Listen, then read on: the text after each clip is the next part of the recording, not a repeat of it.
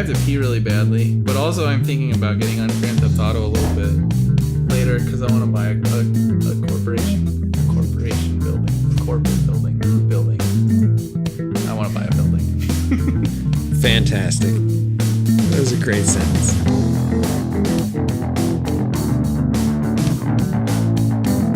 Hello, everyone, and welcome back to the Wednesday Night Gentlemen Multimedia Empire official podcast. This is episode number 19.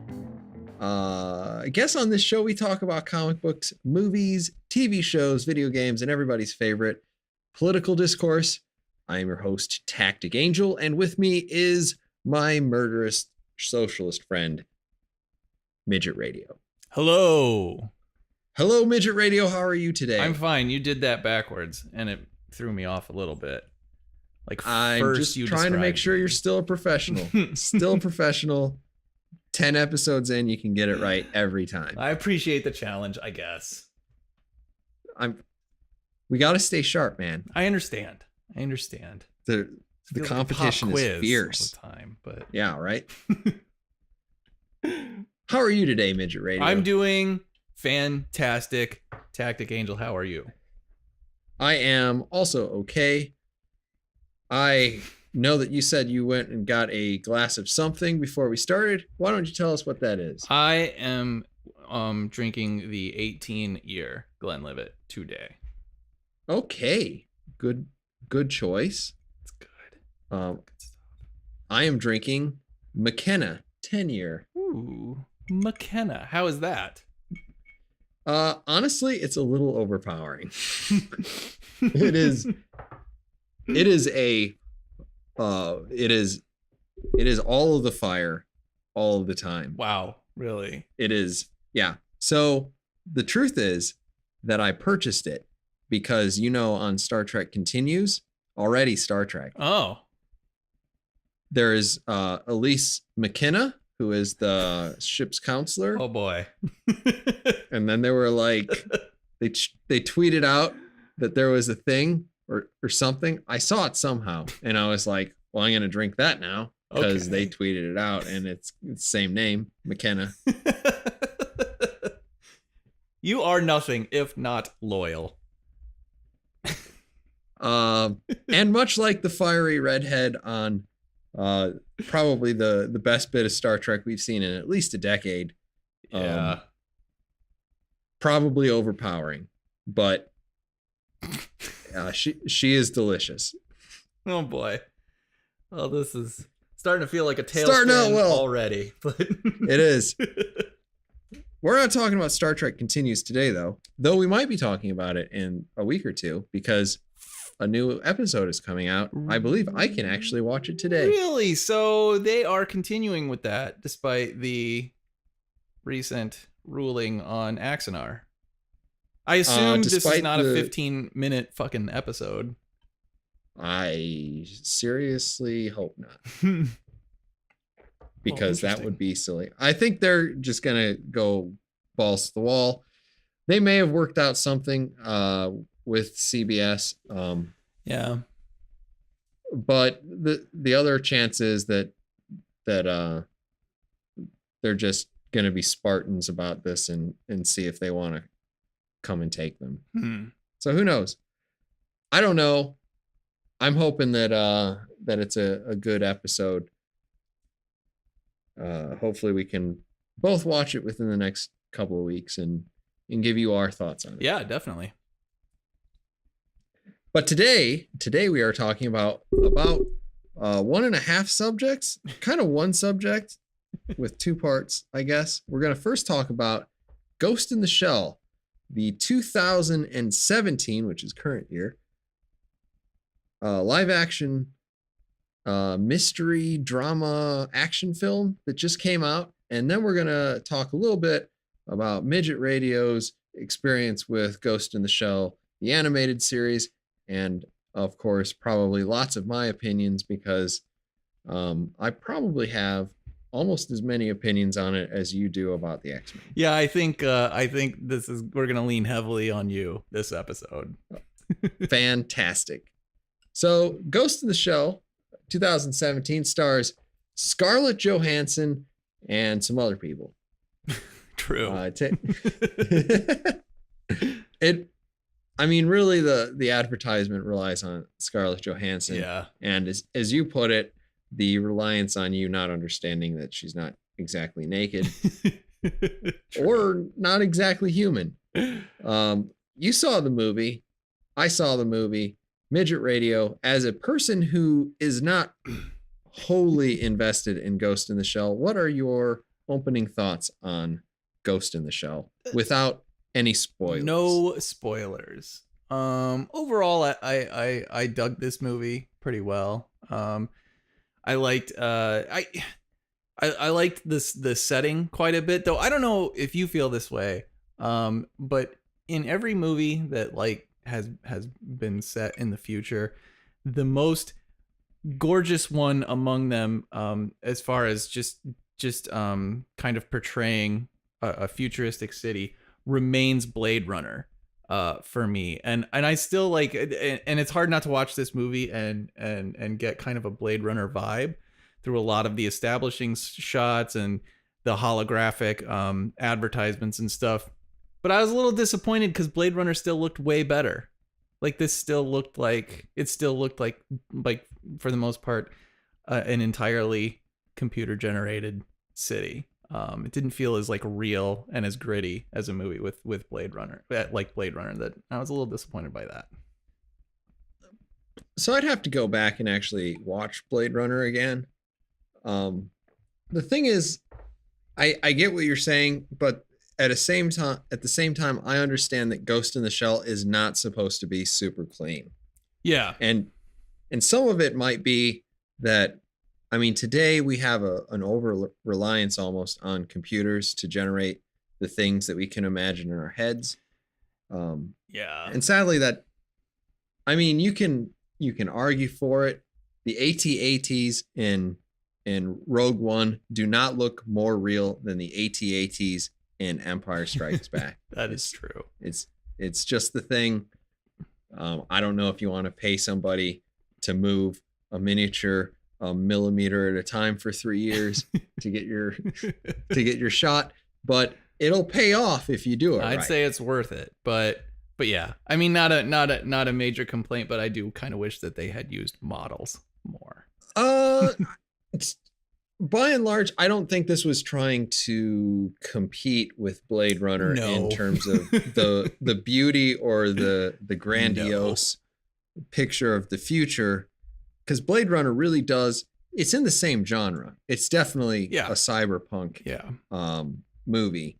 It's in the same genre, but it is pumping the heights and then playing the depths.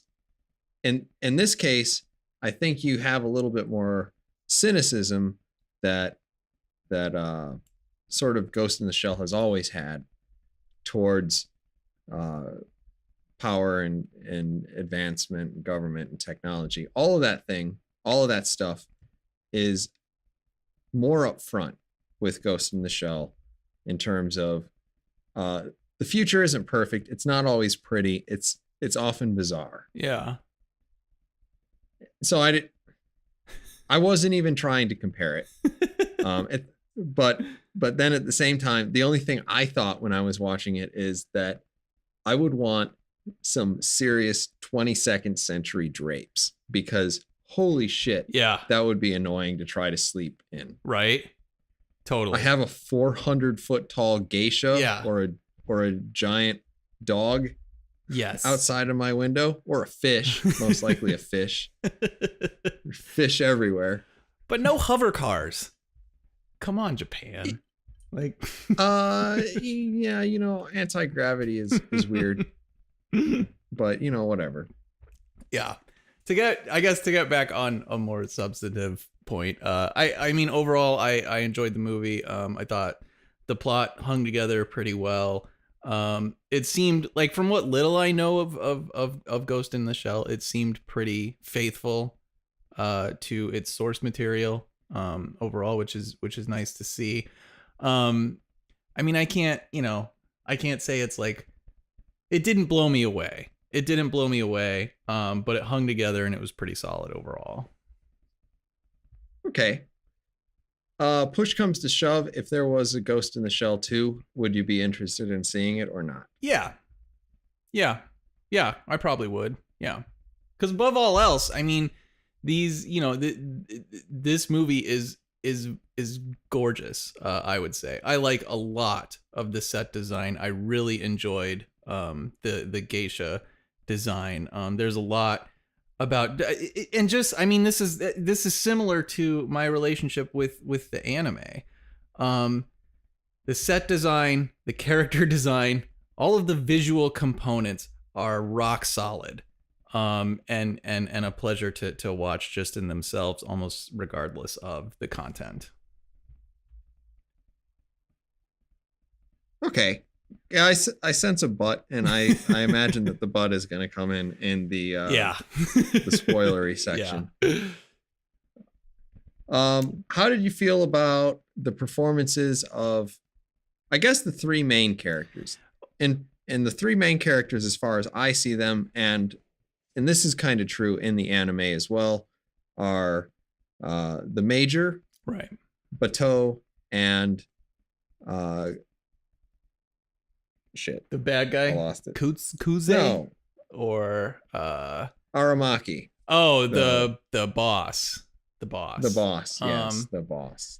I mean, yeah, they're solid for the characters that they have to play. That guy, Aramaki, the beat Takeshi Kitano, that actor, is like a super famous Japanese actor who has been in one of the Zatoichi movies, but mostly he does a lot of Yakuza films. And I actually like him quite a bit. And he was in Battle Royale as well, which was kind of a big deal. Like, shit, I think when we were in high school. So it was cool to see him. He didn't have a whole lot to do in this movie. But I mean, I already liked that actor. So I was kind of excited to see him. I was mildly disappointed that he spoke Japanese the entire film, because I always think it's interesting to see like really great international actors, cross cultures and cross language barriers, just to see how they handle English or a language that they're not generally familiar with. Like Donnie Yen in Star Wars was exciting to see. So, but did you now I don't know a whole lot about Takeshi Kitano, but has he, to your knowledge, played many or any English roles? No, not that I know of. I mean, as far as I know, it's zero. So yeah, I've never seen him in a movie outside of a film made, in Japan by Japanese filmmakers. Okay. So yeah. Now I had a different reaction to it, because I always like the inclusive nature of the future that a lot of science fiction brings, and that he just speaks Japanese the whole time and everybody just understands him. Yeah. And that's just, I don't know. He is kind of like, in this movie, I feel he's like a glacier. Yeah. And it's like he is slowly moving in one direction, but he is implacable.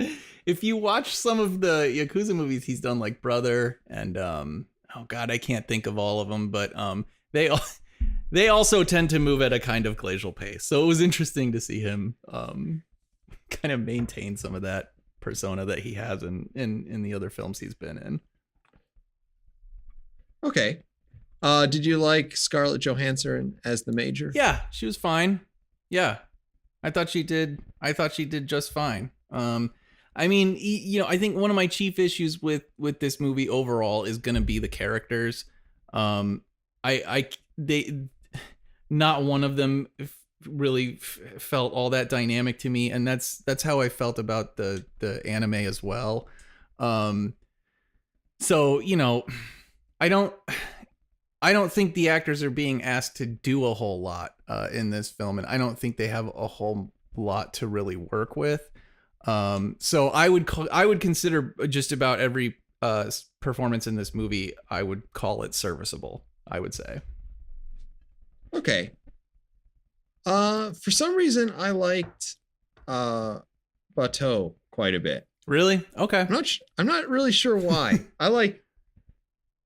Here's the thing. I naturally like Bateau, and the thing is, like, he is completely different in this, but I still like him. Okay. We'll talk about what I mean. What what were your overall thoughts? I guess spoiler free on this. Spoiler free. I thought, in terms of like an adaptation from another source, that this was a pretty good film. If I were to try to compare it from like an English point of view or an American point of view or English speaking point of view, whatever you want to call it, I would say that this movie is Citizen Kane compared to like Resident Evil. Well, I would not argue against that. I think overall it was pretty gorgeous. I thought that Scarlett Johansson played a pretty good role within what she was trying to do and what I think the director was trying to do for her. Because I got like a certain awkwardness from her throughout the whole thing. And it doesn't resonate as much with me as The Major, because The Major is a seriously forceful character in Standalone Complex. Okay. And in this one, she's a little bit more timid, which is kind of annoying, but at the same time, it works within the plot, and it's close enough. Okay, that's interesting. And yeah, I would agree. I got the same impression from her performance, but that felt like an extension of the fact that she's a human brain in a robot body. Did you get the sense that she was standing awkwardly a lot?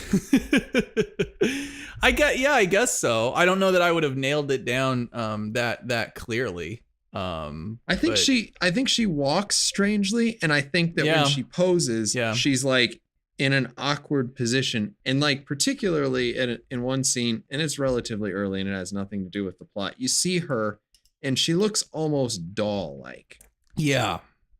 And it's just, and I'm not sure if they were trying to do something. Considering it went through the entire movie, I assume that they were trying to do something. Yeah, I imagine. Yeah, if it was that consistent. Yeah. I was just curious. So I thought she did a pretty good job in terms of, kind of acting within the framework of the plot. That's cool. Loved Aramaki. Loved Bateau. Gosh. Loved. Well, that's awesome. I can't use the word love on any of them. Okay. But when we get into the spoilers, I'm excited to hear. Well, why don't we try to get there? Let me just say, quick.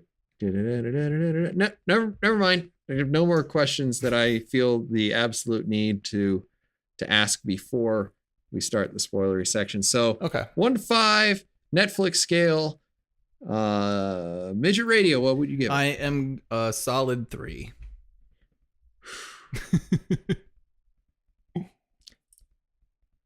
This is great because for once I get to be like the beacon of hope and truth. Oh my God, because what is it about? It's about fucking robots. I'm going to give this a 4.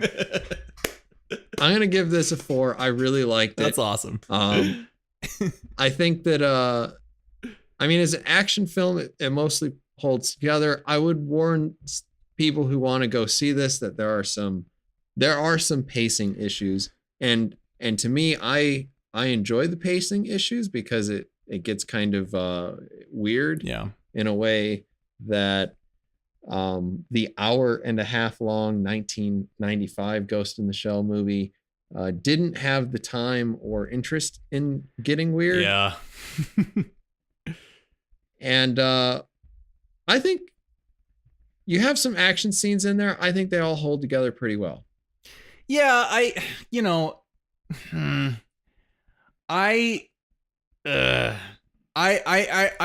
kind of wanted something more out of them. It felt a little bit it felt a little bit Matrixy. And in the sense where the Matrix, I feel like, is kind of careless in the way that it shot a lot of its action scenes, where it relied overmuch, I feel like, on, you know, slow motion, people doing impossible runs along walls, and stuff like that. I just felt like there was a little bit too much reliance on that. It was hard to get the sense of, you know, or I never ultimately, I feel like, got the sense that that the Major is this incredibly powerful character, especially with as many times as she spends kind of under the control of someone else. I'm thinking particularly of the scene in the Yakuza bar, where she's held hostage for a little bit, until she takes everybody out in that room. And then there's even another scene in the hallway where she keeps getting hit with those electric rods, those like cattle prod. Yeah. So, you know, I kind of wish that there was a little bit more effort put into those scenes.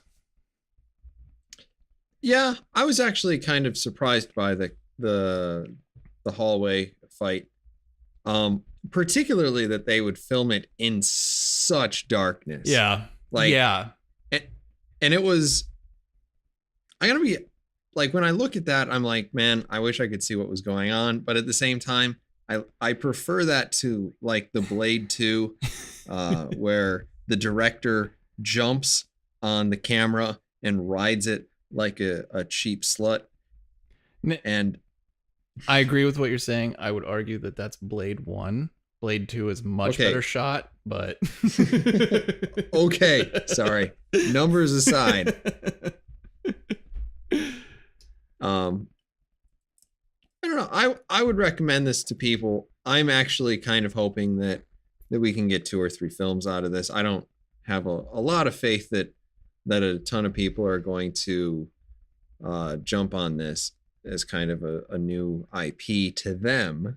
Yeah. I don't know how much there is there for I guess people that are new to it. But yeah, I mean, I would absolutely go see more of these movies. So I'm assuming we can get into spoilers now.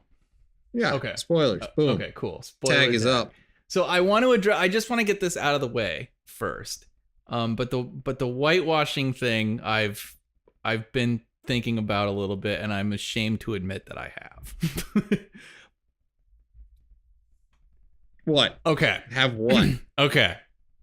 So I think the reason is just because like this controversy started up around the same time as the Iron Fist whitewashing controversy, and I thought that was a little ridiculous.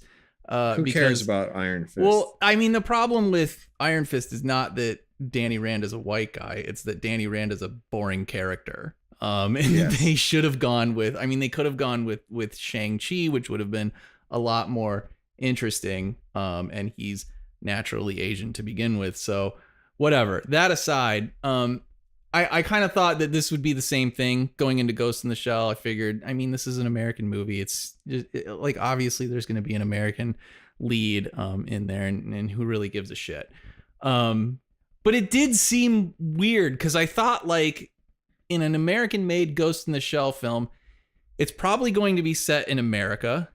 This appeared to be set pretty clearly in Japan, and what made it seem bizarre to me is that she's a Japanese girl, right? Yeah. Motoko, she's a Japanese girl. She's killed, and her brain is transplanted into an American's body to be, I guess, an agent for a Japanese task force.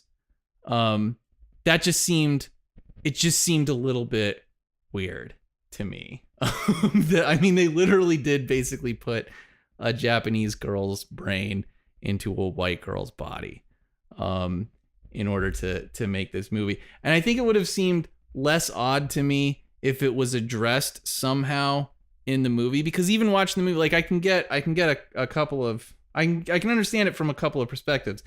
If Japan, which certainly as it is right now, is not a country that is exceptionally diverse as far as racial makeup, if in the future it becomes that way. I'm not sure that it really seemed like that in this movie. So that just makes the choice seem even weirder. So I don't know. Why would you put like a Japanese girl's brain into a white Japanese agent? Well, a white American's body who's supposed to be a Japanese agent. Like, it just seems weird. It just seems weird, Tactic Angel. That's all I'm saying. Okay, I'm going to address this in 3 parts. Okay.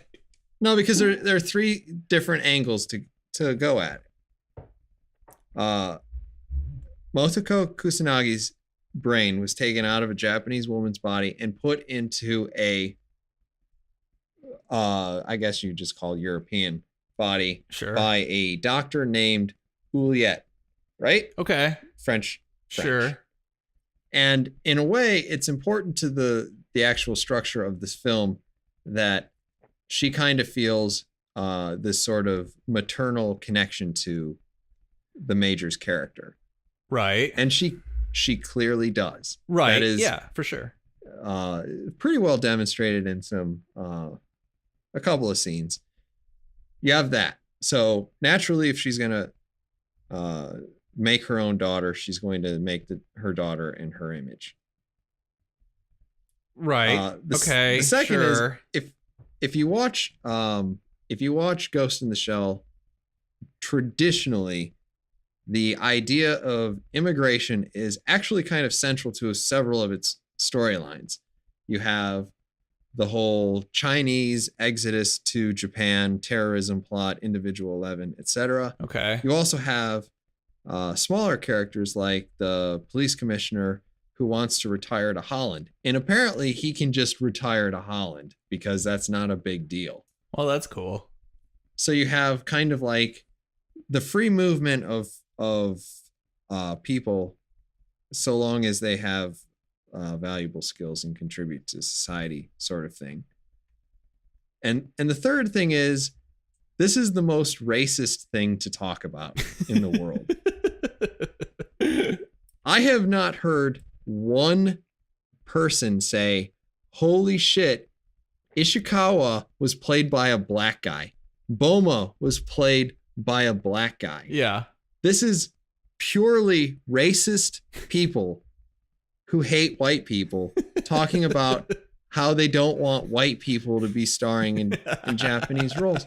And it's just dumb, because you can look on the internet. There's not one person who cares about black people replacing Asian characters, but there's all sorts of people who are just so angry about white people replacing people who aren't even identifiably Asian. Right. And I mean, the Major has purple hair and red eyes. Right. I don't know if that says Japanese to anyone else. Her name's Motoko. Sure. Yeah. But like, when I see Ishikawa played by a black character or a black actor, I guess his name is like Lazarus Ratura. Mm-hmm. I don't think he's played a lot, but he was playing, like, he didn't have a major role, but still, like, I don't get pissed off about this, because I don't like, we're going to have to sell this to Americans. Right. And do you want a movie or do you not? Right. I should have fucking waited to ask this question until you were deeper in the bottle. God damn it. No, it's the same thing. It is just pure racism. The people who care about this are racists. Okay. And they're assholes. And there's nothing to complain about, because it's just a goddamn, they weren't going out to Beauty and the Beast and complaining that the French royalty was black. Well, there's who black gives a French shit? people, but you can go back on the Wikipedia, you search for some black French royalty, and you get back to me. I'm just trying to poke the bear a little bit here, David. It is. There are not a lot of, and like, you get down to it. It's just hatred towards white people for being white, etc. It's just dumb racial politics that people should be able to move past. Okay. I will say, while we talk about this, particularly like Ishikawa and Borma and Saito and Togusa and Paz and all the rest. I don't think Paz was in this, but like I do kind of wish that we got to see more of the Section 9 people. Okay. Yeah. Yeah. Like Togusa is a really fun character in Standalone Complex. I want to. Yeah. I'm sorry. I do want to talk about that. So yeah, please go ahead. I do. So Togusa is a dirty blonde-haired character. I think he has brown eyes. Is he Japanese? He's not identifiably Japanese in the comic book in the TV show, but he's played by Chin Han, who is not a Japanese actor. No, it doesn't sound like it. Nobody bitches about that either. But anyway. Well, the Chinese are culturally appropriating the Japanese in that instance. So they're culturally appropriating us with the Great Wall. But nobody bitches about how they stole what's his name? Matt Damon. Yeah. They stole Matt Damon from us and they made a movie that no one cared to see. Everyone was upset about that, but they were actually upset about it in the completely opposite direction. Because they are racists. Oh, I love it. Anyway, so like I would have liked to see more with Togusa. Togusa is fun. He's an inspirational character who in Standalone Complex is kind of brought along because all of the people in Section 9 up until that point are ex-military, and they kind of just like recruit this guy because he's a good detective. He works for like the local police force, and they needed somebody who would see things a little bit differently. He's also completely human other than a few interlinks so that his brain can read like whatever. Yeah. So like I would like to see more with that. Yeah, I agree. I want to talk about Togusa a little bit, and then if we can, and then you can continue on the other characters. But yeah, so that because he's like a blink and you miss him character in this movie, which I feel like is a little bit of that is representative of kind of the larger issue that I had with this movie overall. Because he could be an interesting character. The fact that he has rejected any kind of cybernetic implants or anything like that makes him a little bit interesting. And if we had gotten to hear a little bit more from him or seen him a little bit more in this movie, I think I would have enjoyed it that much more, because it brings a kind of human element. It would have brought a human element to this film that I don't feel like we really got at the end of the day among any of the characters. But that felt like a wasted opportunity, and all you get from him is he's literally, I think, just has like one line in the movie that's like, I'm all the way human, and that's it. And then we just move on with the rest of the plot. So yeah, I mean, I was a little disappointed in that, and that is kind of representative of some of the issues that I had with the movie overall. It felt like there were a few areas that could have been explored in the film that just weren't, that were just kind of thrown away and abandoned in favor of, I guess, ScarJo's main plot. Yeah. No, I do feel the same way, because I have a particular love for the animated series. But at the same time, as I watch the animated series, I can tell you that like 70-80% of the screen time and the lines are taken up by Aramaki, Motoko, and Bato. And that's an issue that I kind of have with the anime, but yes. Well, they're the big three players. Yeah. Yeah. I like that there are a lot of voices. So like if they were to make a if they were to make a Ghost in the Shell 2, Ghost in the Shell 3, and we didn't start to see more interaction from the other members of the team, I would be disappointed. But without that, it's like, well, I mean, the show is like that the 1995 movie upon which this is, I would say, kind of loosely based, but not at all really. Yeah. They all suffer from the same thing. And I don't think that's necessarily a detriment, because for the most part, those characters are pretty interesting in their animated form. Okay. But I don't know. Once you get past the 2-hour mark, I would want to, and that's how long this movie is, I would want to see more from Saito, from Togisa, from Borma and Ishikawa and Paz, and there's some other people who are relatively small that come in second gig. But for the most part, like I was okay with it, and I was like, I've been actively wrestling, and as I was watching it, I was wrestling with it. I think given the plot that they presented, it was fair. Clearly, the Major has a better sort of rapport with Bateau than she does with anyone else. Sure. On the thing. That makes sense. Sure. Even though Bateau's character is different in this movie than it is in the actual animated series. Okay. So I'm gonna from my perspective, I would say that the biggest issue that I had with this movie is I did not find any of the characters particularly interesting. What stood out most for me was essentially the plot line. I'd say that if I had to give it to any character in particular, Kutse, the villain, was probably the most interesting person on screen.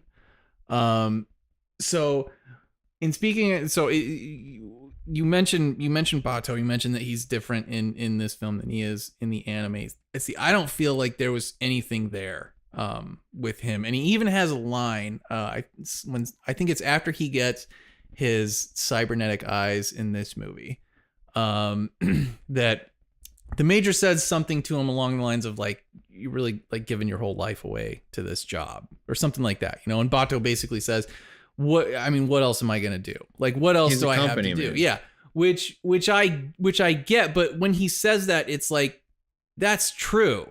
I mean, all I know about him is that he'll feed these stray dogs, which that was cool.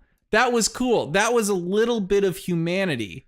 That felt like a person. Like that action kind of just made him feel like a person.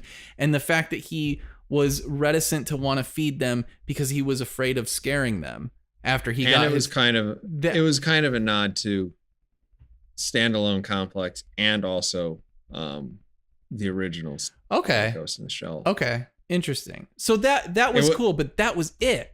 Like, that was it for that particular character, and almost none of the other characters in the film really had anything even approaching that kind of level of humanity. So for me, I mean, I enjoyed the movie, but it did feel kind of lifeless to me altogether, because there wasn't.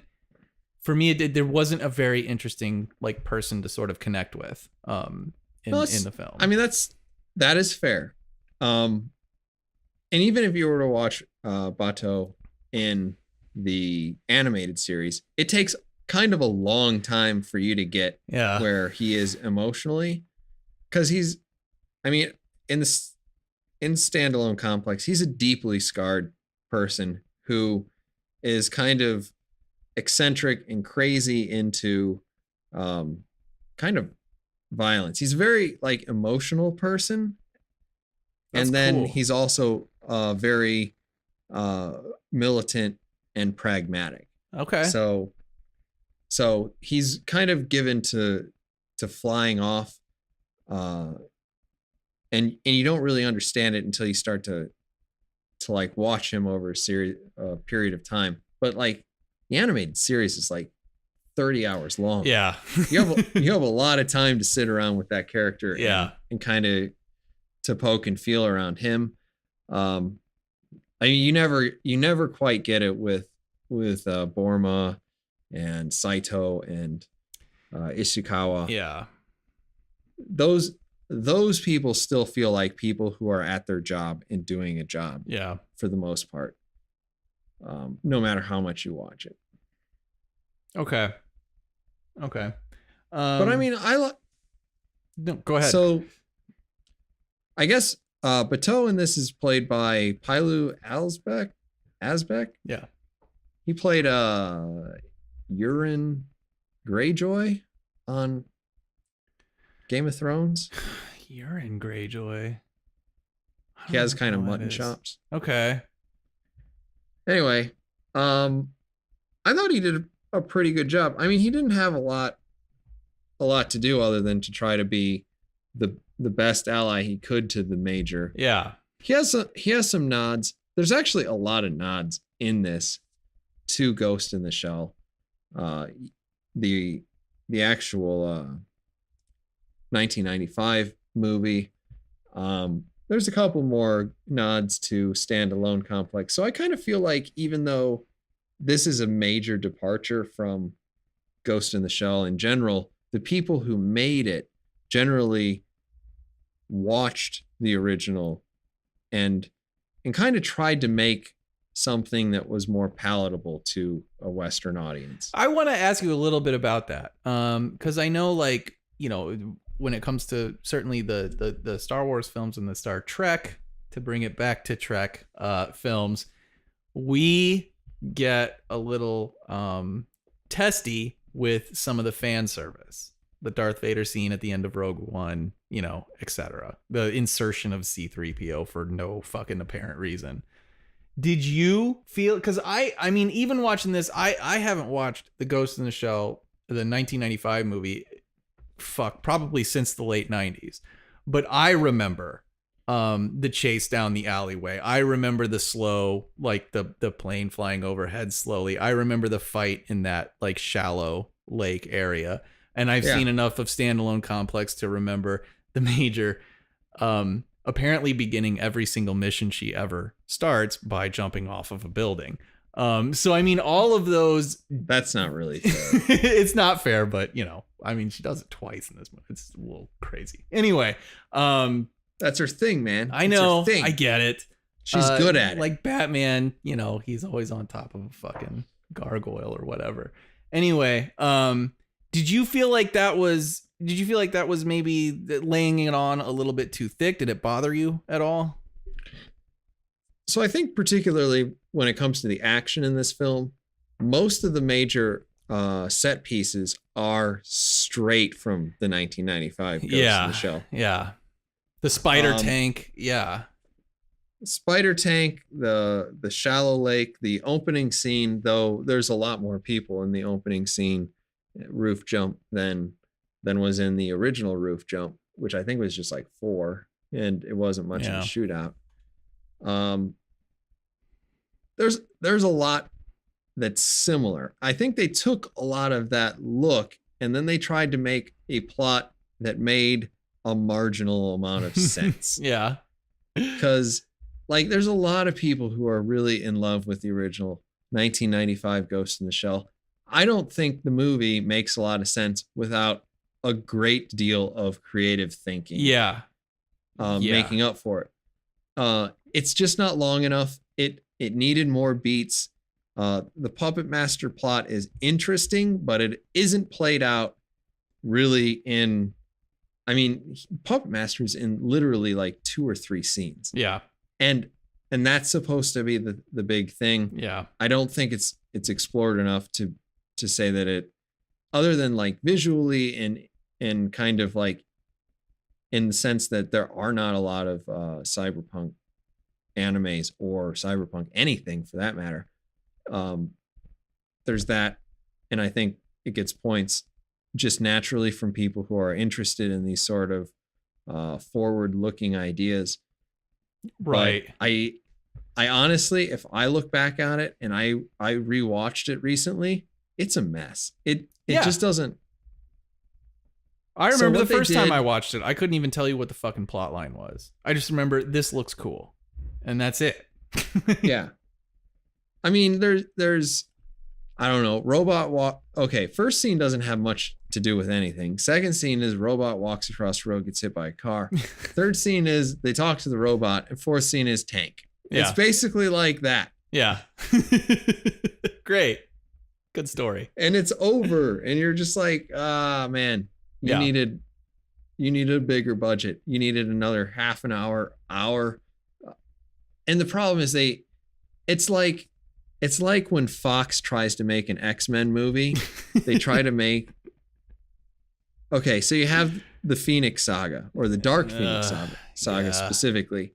And the problem is you have to go through the Phoenix Saga before you get to the Dark Phoenix Saga. But they're like, the Phoenix Saga is fucking loopy, boring nonsense. It's fucking. And then it's okay. It's great. It's fine. You get some Hellfire. It's not Club. It's exciting. You get some Hellfire Club, but you also get the Savage Lands, and it's a little weird. Yeah.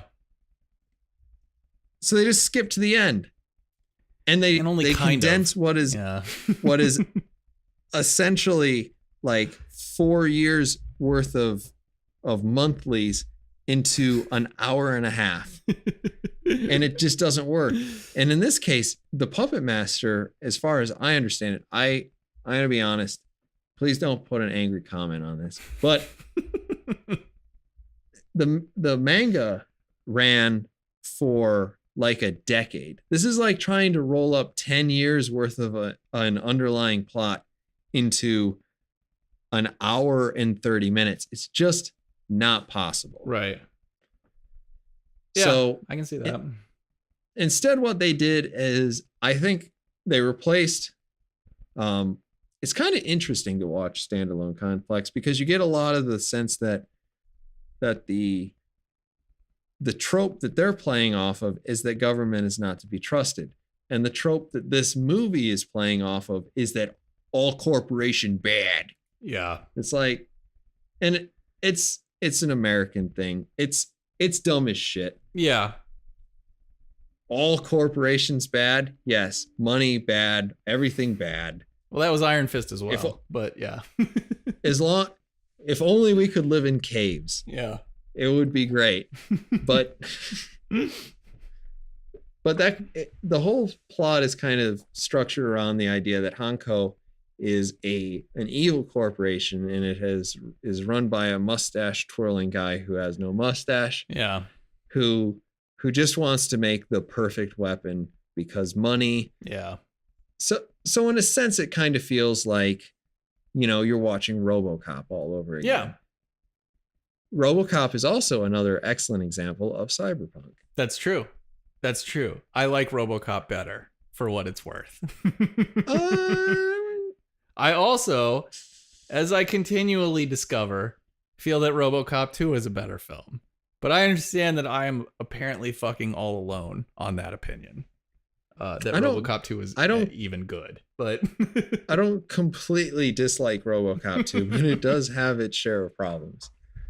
It has more than a share of problems, but it has less than the average X-Men share of problems. Whatever. Days of Future Past. This is your X-Men bias. Because there aren't any because the only robots in X-Men are bad. That's why you don't like X-Men. Do you want to talk about X? No. Do you want to talk about X3, The Last Stand? Because that is a shit movie. But I think to use that and say that that's the average for X-Men films is a bit unreasonable. But... All right, we'll talk about X-Men Origins Wolverine. Again. Only like the first X-Men movie, I mean, it's got its issues, but it's not like fucking outright terrible. X2 is just awesome. X3 is bad. Wolverine Origins is bad. Wolverine is pretty decent. Logan is great. Days of Future Past is fucking great. I mean, come on. It's ridiculous. All right, we're not here to talk about this, but the point is that you're wrong. Well, I'm into the scotch now, so any fight you pick, I'm gonna fight till the fucking end. I have run out of whiskey, sadly. I'm gonna talk a little bit about similarities. Okay. I'm going to first mention that I do not appreciate the idea that they refer to her as Major. Why? I want her to be called the Major. Oh my God. I don't know why this becomes an issue, but this is a minor issue that I had with the film. Okay. I'm also just waiting for the person who strings together my name is, and then they insert like Scarlett Johansson saying her name, and I give consent. Oh yeah. Just because it's gonna be like awkward. Yeah. In a terrible internet meme or some nonsense. But I enjoyed this movie. So like similarities, we have a stealth suit, hoodie guy.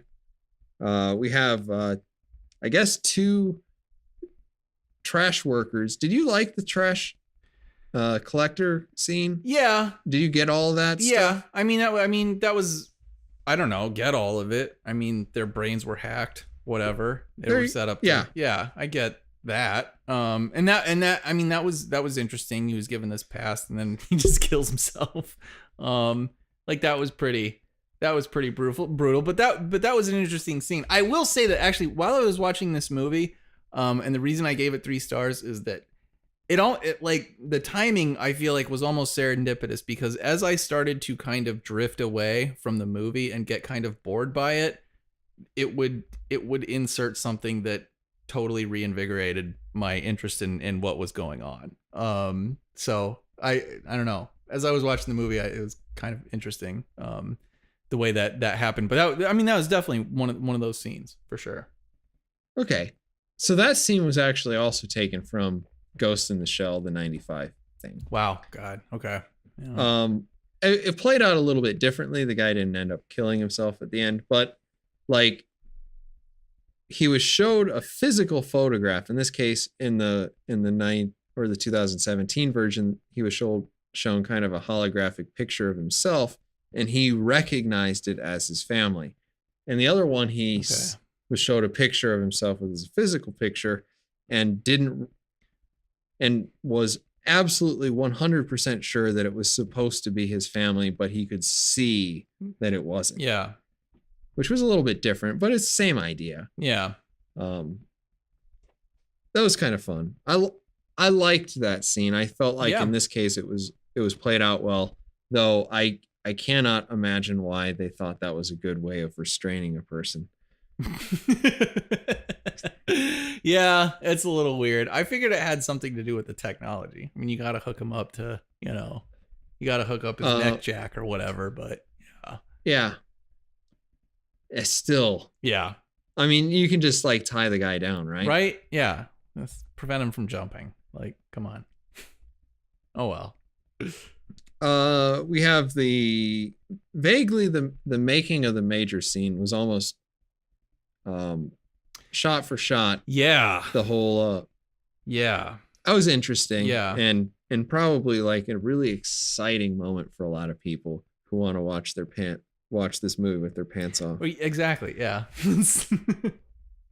No nipples though. There were nipples in. Were there? In Standalone Complex. Interesting. The original. I wonder what function Complex, they served. But sexy.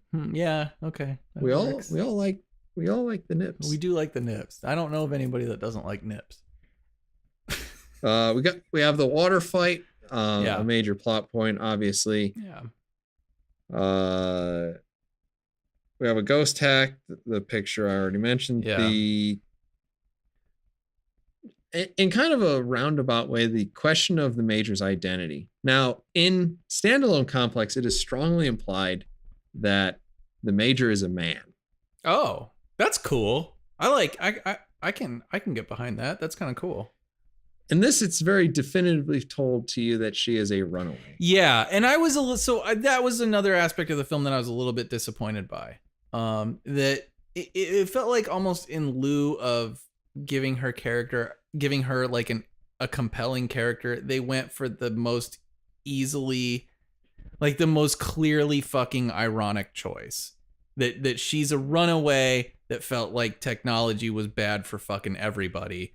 And it just so happens that her brain is downloaded in or is inserted into a robot, and she represents the fucking future of the human race. This marriage of mind and technology. Like, I mean, that's great and everything, but it feels a little cheesily and cheaply ironic to me. I kind of wish that there was something a little bit more compelling there. But whatever. It's fine. Yeah, I get it. I don't think it's bad. It's not bad. Yeah, it's not bad. It's definitely not bad. But the truck drivers, it's a little bit different in the actual anime in terms of the truck drivers are not mind hacked, and the guy that they get into a fight with, or the guy that the major gets into a fight with, is not one of the truck drivers, but actually the guy who sold some tech to one of the truck drivers, who was basically peering on his wife for a reason I don't quite remember. Okay. There's a swimming scene in Ghost in the Shell, the 95. She has to wear in the 95 version a kind of a suit because she's too heavy and she just sink to the bottom. Oh, wow. God, I don't remember that. Okay. It's a true story. Okay. You have a reference to a liver transplant to allow you to metabolize alcohol. I remember that. Super great. That occurs in both. Yeah. Now the reason why I said that Bato's character had several references to the standalone complex is because at some point he kind of befriends a whole bunch of robotic guard dogs. Okay. And in the actual 95 movie, they show several images of a basset hound. Okay. It's on advertisement, etc.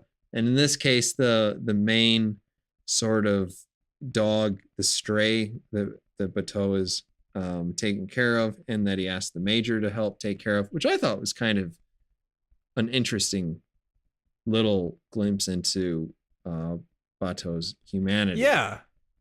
That he didn't want to scare the dogs. So that, and yeah, I mean, like I said before, that was the most potent one. Like that was the most human moment, I would say, in the entire fucking movie. That right there felt like a fucking person. And yeah. I feel like the rest of it fell so far short of that mark, and that's kind of why it felt overall sort of lifeless to me. But yeah, I agree. That was such a cool little character moment for him, and I fucking wish that this movie had more of that, would explore a little bit more of those kind of moments. Yeah. I mean, you can always hope for a Ghost in the Shell 2. That's super slow and will give you all of those things. But that's how I feel about the anime as well. And I don't know. I mean, yell at me if I'm wrong, but you're wrong.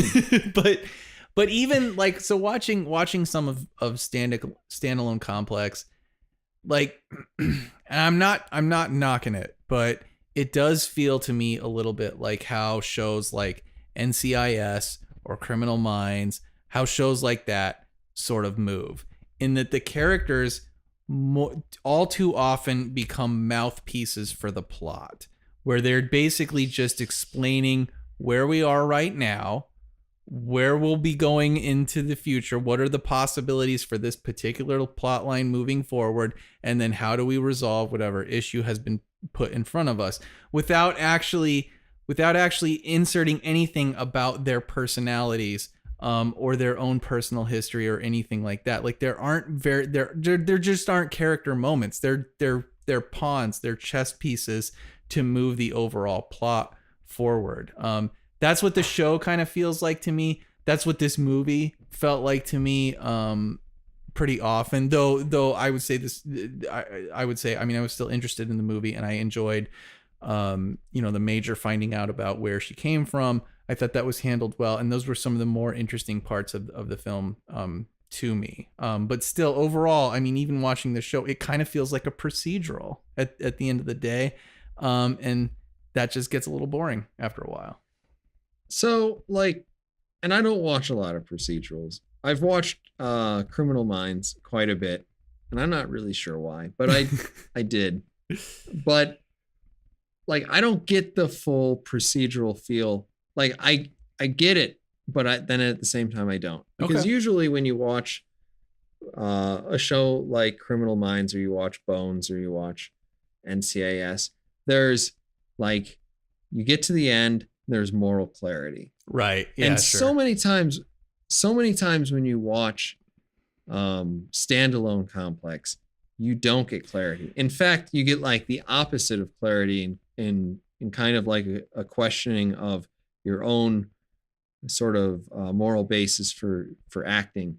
So we had talked a little bit about the episode where, and I think it's actually just the second episode of Standalone Complex, where a dying man inserts his brain into a giant tank, and all he wants to do is to say, "Mom, this is what I've made. This is my metal body. What do you think of it?" And all of the characters in Section 9 work against that robot and basically kill it. And in the moment that they kill it, the major does it by basically mind hacking it and just frying its brain. Okay. And they had assumed the entire time that the designer of the robot was angry at his parents for not allowing him to be cyberized due to religious beliefs. But really, he was just going to say goodbye. And she links with the thing for a moment, and they have a little conversation after it. And it's I didn't feel malice. I didn't feel the threat. Who knows? Yeah. And it's interesting. And even when you get into other stupid things, like the Tachikoma, who's helping a child try to find her dog. And it's actually an episode I don't even want to watch because it's so sad. It is, because you watch the whole thing. The Tachikoma is, one of the mobile tanks. Okay. And it runs off one day and it meets a little girl, and the little girl's like, "I'm looking for my dog." And the Tachikoma's like, "Totally, I'm going to help you find your dog." And they go on this adventure, and Tachikoma's learning all sorts of things about humanity.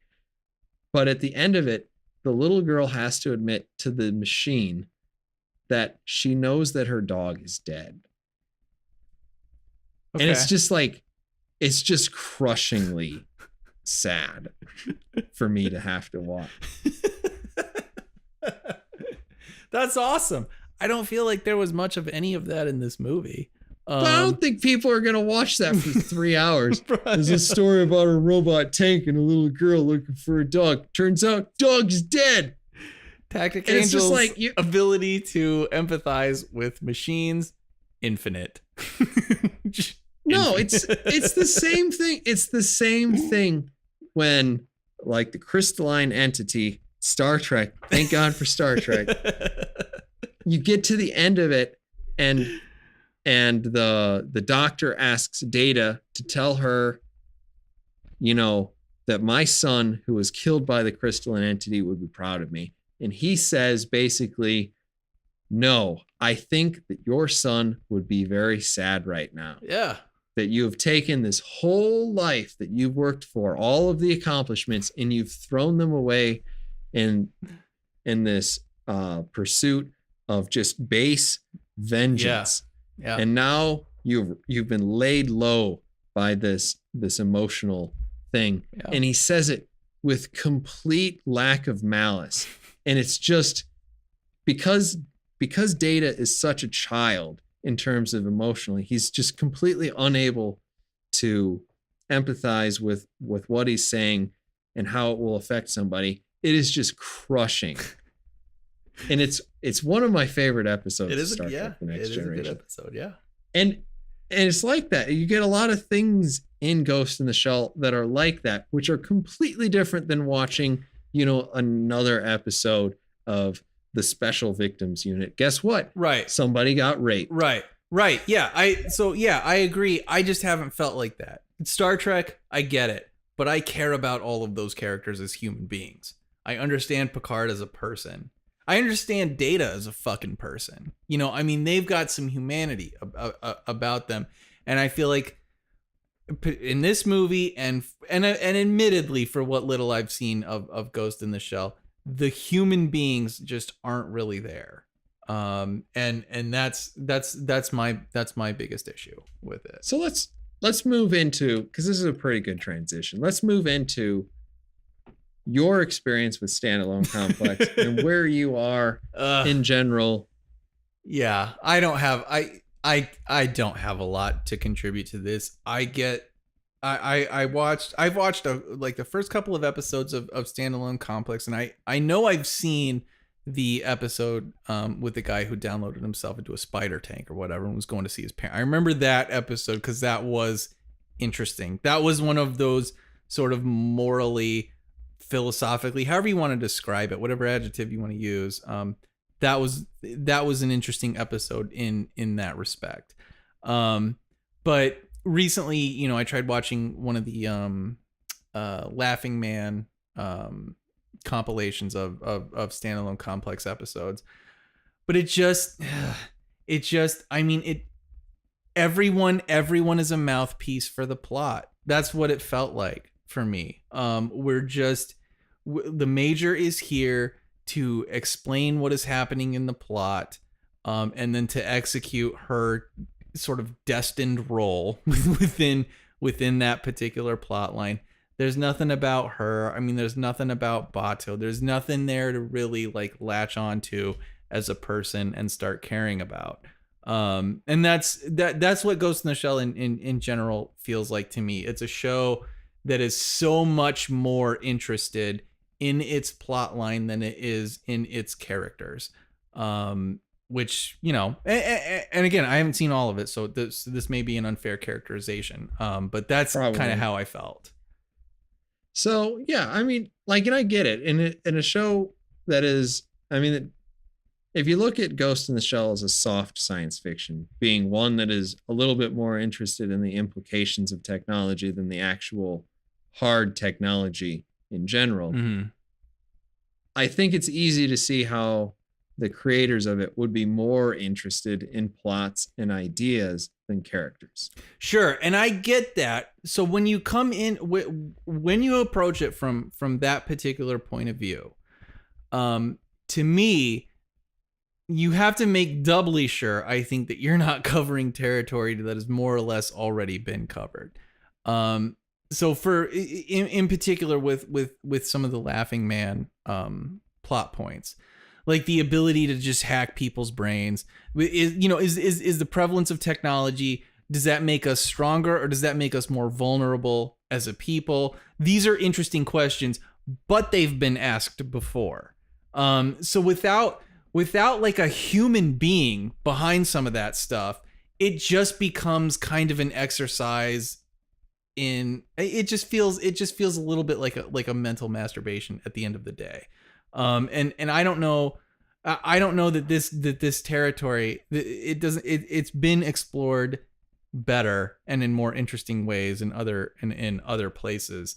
So, the idea of what's happening to our privacy, as we increasingly move online, these are interesting questions to think about, but without a fucking human being there in a fictional context, I don't have a lot to latch onto. I can think about that as well as anybody else, I feel like. I can worry about that as well as anybody else. So the consequences of that are not interesting if that's all there is in that if that's all that Ghost in the Shell has to present, independent of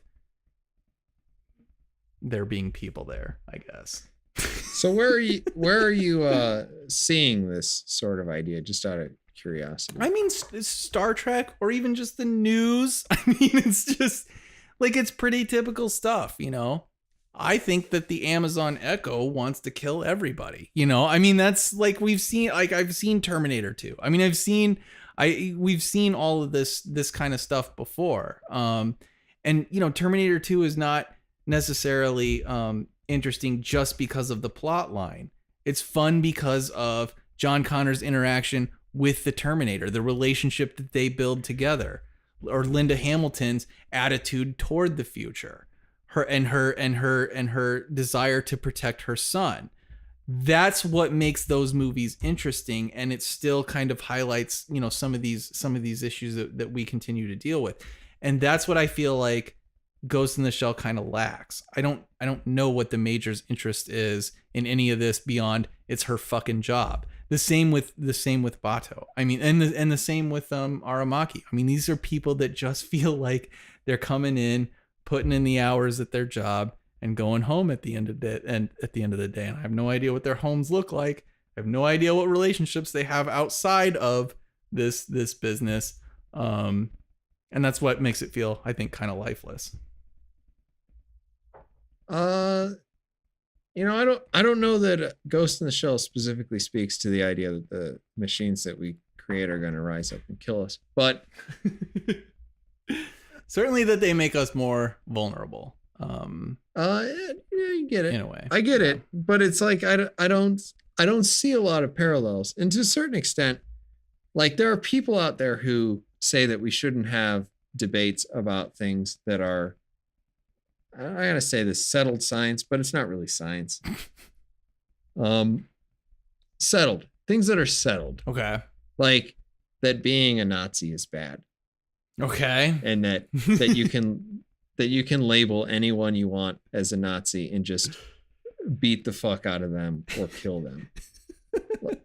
I don't understand that. Like, but to a certain extent, like if you don't have these sort of, you know, if you don't have the art out there, if you don't have the conversation out there, if you don't have ideas floating out there that continually reinforce the assertion that these ideas are right, I don't know that the people won't fall into the same pitfalls. It's the age old, if you don't know your history, you're doomed to repeat it. Right. Sort of thing. Right. So like, I think that Ghost in the Shell differentiates itself, particularly if you watch all whatever 34 episodes or whatever. It's no 54. It's a lot. It's a lot of episodes. Yeah.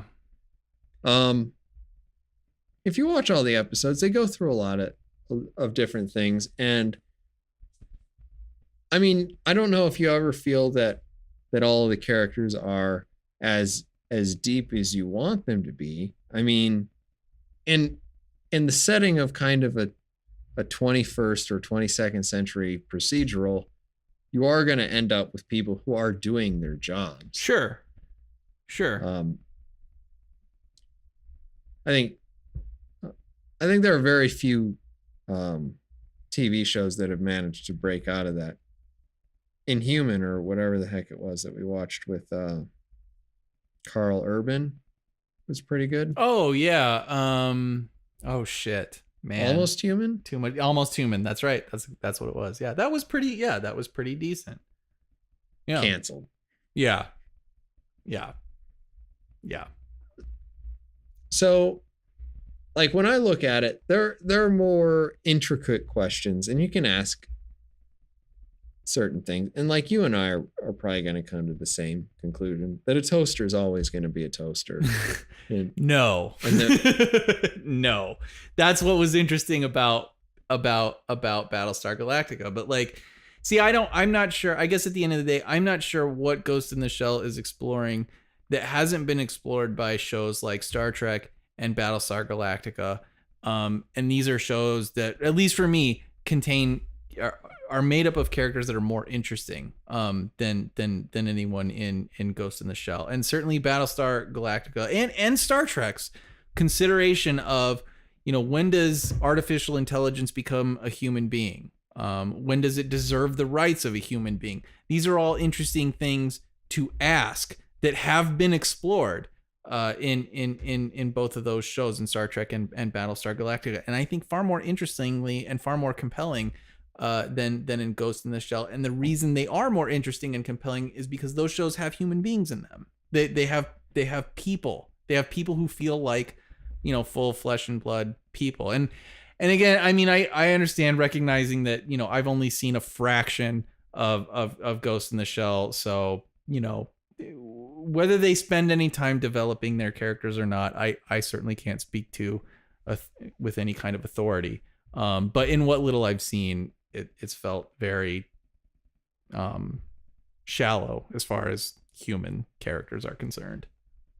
Okay. But I guess what I'm trying to say is that it's important to have these ideas out there and that they don't have to have been brand new every time. Yeah, because, I agree. Yeah, I agree. I mean, what percentage of the population have seen The Measure of a Man? I agree. Right? I agree. But I would argue what makes these things compelling is the human part of it, is the character, more so to me than the kind of idealistic concept, the kind of like platonic concept that they're exploring. What makes them interesting and what gives you fucking buy-in to this stuff is that there's a person attached to it, that there's that there is some human interest in it at the end of the day. No, from our similar perspective, from our common perspective, if I were to take your argument and I were to apply it to The Measure of a Man, up until episode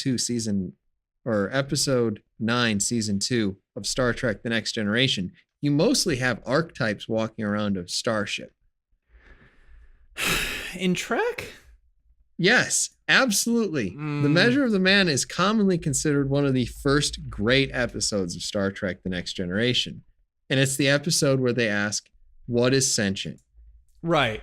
What is a sentient creature? And it's a great episode. It's a trial, as several of Star Trek: The Next Generation's sort of TV shows go.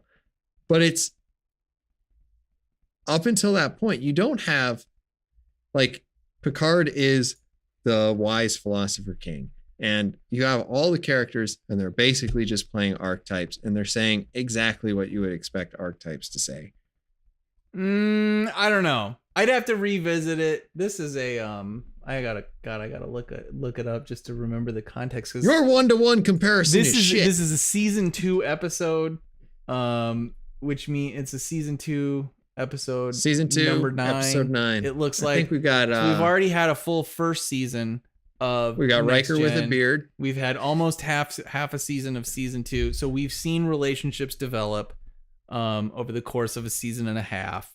So that's, I don't know. I'd have to revisit it. And then of course the fact that this episode, I would have been watching this fucking episode having already seen all of Next Gen and having already developed a relationship with all of the characters that are on that show.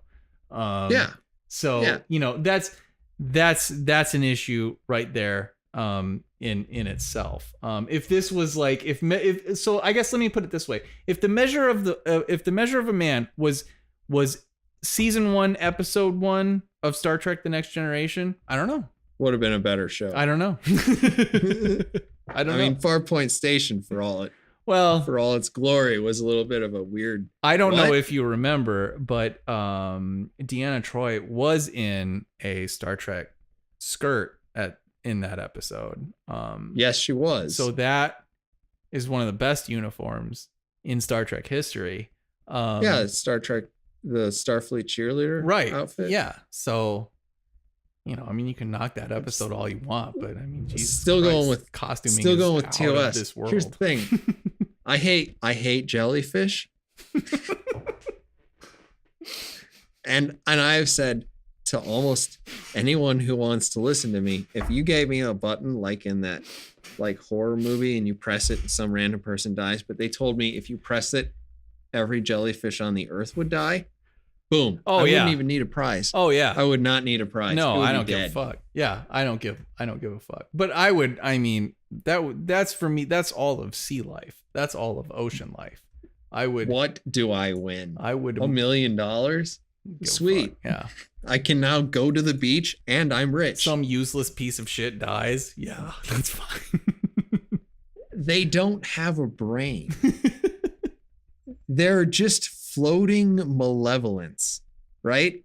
Right. And then that's all of ocean life. I am not going to seclude jellyfish among that. That's fucking everything that lives in the ocean. No, at least a shark has a brain. No, sharks are they have to keep, if they go to sleep, they fucking die.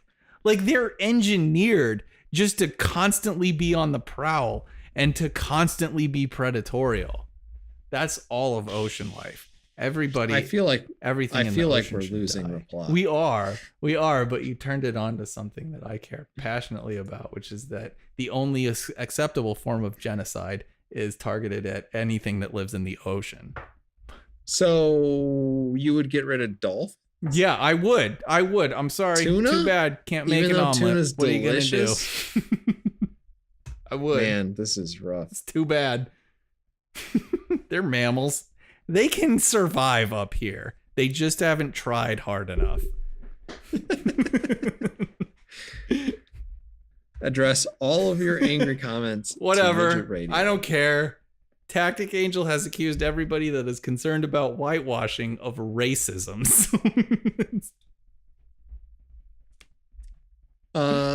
No, I'm saying that people who say that this particular film you are saying that anyone that is concerned is a fucking racist. That's what I heard. Racist. And that's the truth. All right. Do you have any closing thoughts on Ghost? No, I think it's pretty clear that this episode is done. Definitely done. Well, ladies and gentlemen, that has been episode number 19 of the Wednesday Night Gentlemen Multimedia Empire official podcast. Thank you everyone for watching. Please feel free to subscribe to our channel if you've enjoyed our banter. You can also head on over to our Facebook channel and give us a like there. We will see you on episode number 20, which is like twice as many as you need in order to be professional.